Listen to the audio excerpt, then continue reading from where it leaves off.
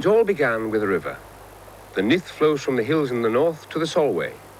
As the ancient tribes sought shelter and security in the chaotic centuries after the Romans had left Britain, these waters gave effective protection, allowing settlement to spring up around a ford and the old Roman road. By the 12th century, the community had developed enough for the then King William to seek it out as an ally, almost a political pawn, in his strategy against the warlike and wild peoples of Galloway to the west. So by 1186, he had granted a charter, liberties in return for cooperation and services rendered. It was crucial. It made the town. But what actual difference did it make to Dumfries itself? A very considerable difference, because the town was given virtual independence within the feudal system, and there was an immediate influx of skilled craftsmen, tradesmen, merchants, mainly from the north of England, into what had been a tribal, multilingual society, speaking Gaelic, English, Welsh. A very big change indeed. Did this mean that the town settled down and became peaceful? To some degree, yes, but we were always a pretty turbulent lot. You have the Adam the Miller murder case of 1258, which arose out of a quarrel in St Michael's churchyard, where one called the other a Gallowet, a Galloway man, that is to say a thief. And then in the same year we had Magnus, the King of Man, swearing fealty to Scotland.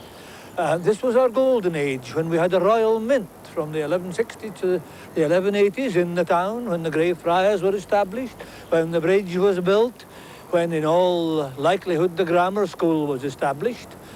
A story of progress, which ended in 1186 when King Alexander fell over the cliff. When Alexander, our king, was dead, then was our Gauda turned to lead. And thereafter we entered on nearly 300 years of almost continuous war and anarchy. And there were many moments of individual bloody history, weren't there? Oh yes, many indeed. The most notable of them perhaps in 1306, when we have the murder of Bruce's cousin, the Red Comyn, by him in the Grey Friars of Dumfries at the high altar. This King Edward of England had a couple of clerics on the way to find out about it within about 10 days' time. And the times of turbulence continued? Oh yes, in fact, right through into the 1600s and the killing time and all the rest.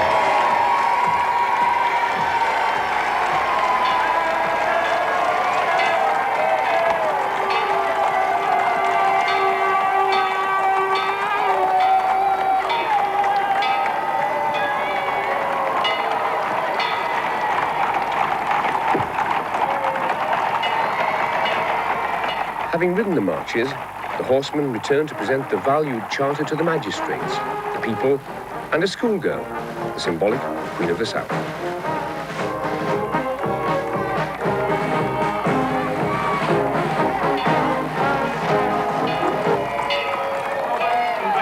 In the whole community of this, the King's good town of Dumfries, and I desire that you have it proclaimed to the burgesses assembled. From the province, bailies, and the whole community of Dumfries, I give our humble duty to our sovereign lord, and accept this gracious charter. Robert, by the grace of God, King of Scots, to all trusty men of his entire realm, both professional men and labourers, greetings.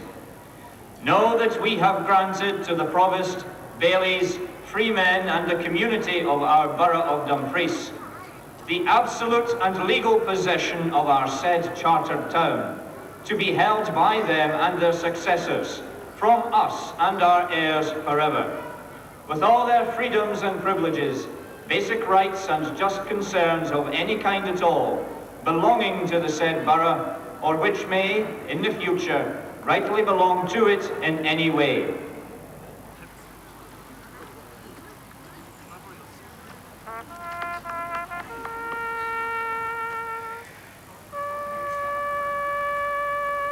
Memories of the fallen, and death is no stranger to the history of Dumfries.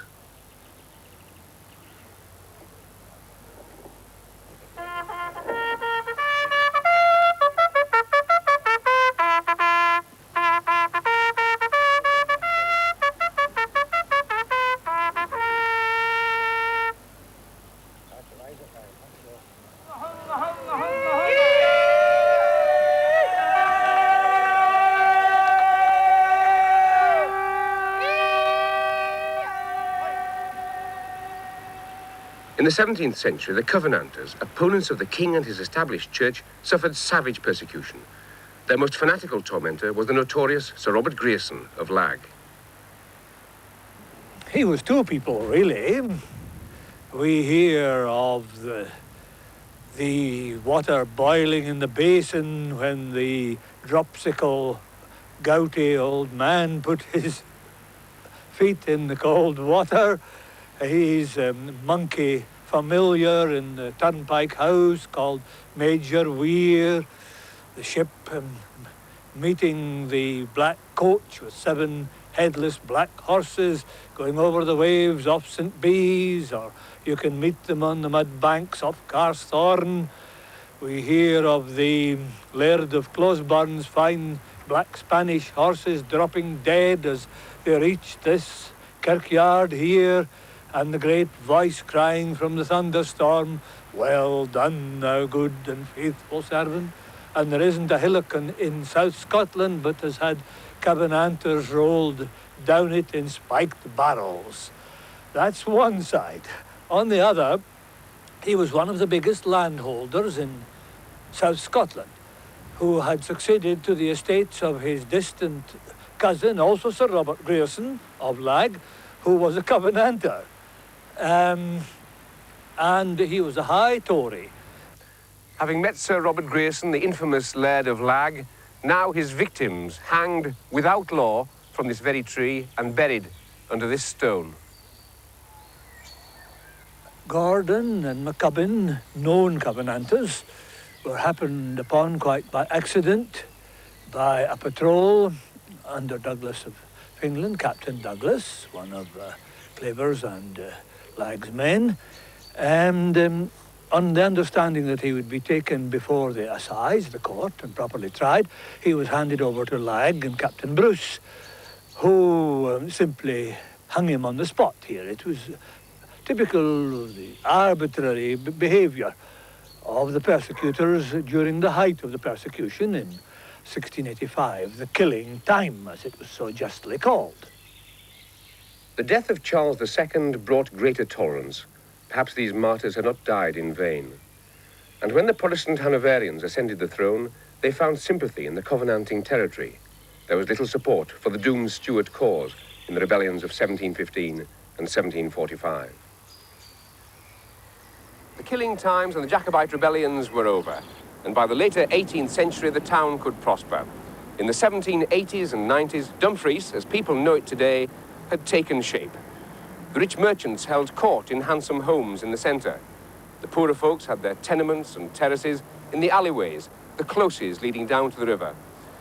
And walking these very streets at that time, the town's most famous resident, Scotland's national bard, Robert Burns. In octocentenary year, the District Council has opened a magnificent Robert Burns Centre in an historic mill on the banks of the Nith.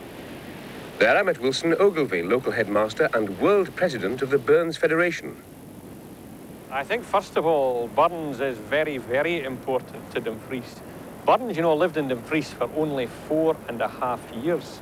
from Martinmas 1791 through to his death and then his burial tragically on the 25th of July 1796.